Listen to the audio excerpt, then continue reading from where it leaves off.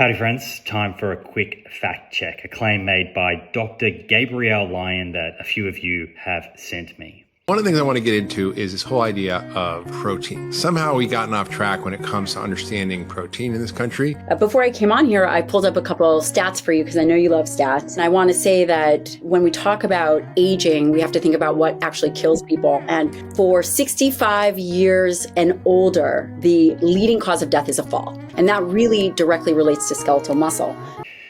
Dr. Lyon says that if we care about aging, we should look at the data, look at the statistics, and see what's driving premature death. I completely agree with that. She then goes on to say that falls are the number one cause of death for people aged 65 and over. And I presume that's in the US, that's where she's based. That sounded a little bit odd to me. So I wanted to actually look at the data, at the statistics that she speaks about. I know you love stats. So I went to the CDC and they have a 2021 report. It's very extensive. I'll put a link to that into the caption. But what it clearly shows is that in people aged 65 and over, the leading causes of death are, unsurprisingly, chronic conditions: heart attack, cancer, stroke, dementia, lower respiratory conditions, etc. And then if you look at unintentional injuries, they account for about 2.7% of total deaths in this population. And that's where falls, excuse the pun, fall into that category. So even if we said that falls account for the majority of deaths within that category, we're talking a few percent here. So this is being misrepresented. I think I know where it comes from.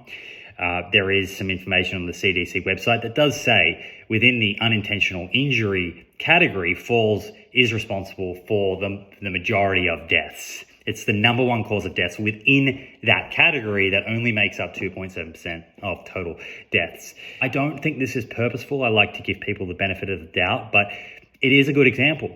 When we have a bias and we're trying to create a story, and in this case, the story is that falls are accounting for most deaths, and then the story is sort of the foundations are set up.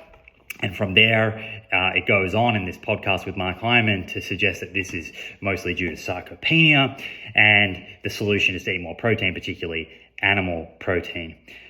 When we have a story or a narrative that we're trying to sell and make compelling, we can often go looking for information, and perhaps we're just not as skeptical when we come across that information. So I think what's happened here is Gabrielle's come across this, she's seen that falls are the number one cause of death, but hasn't read that that's within this category of unintentional injury, which accounts for only a few percent of total deaths. So I hope I've cleared that up for anyone that has sent this to me. I don't like doing videos like this, but if you found it helpful, let me know. If you enjoy this type of content, let me know. And if you didn't, feel free to let me know as well.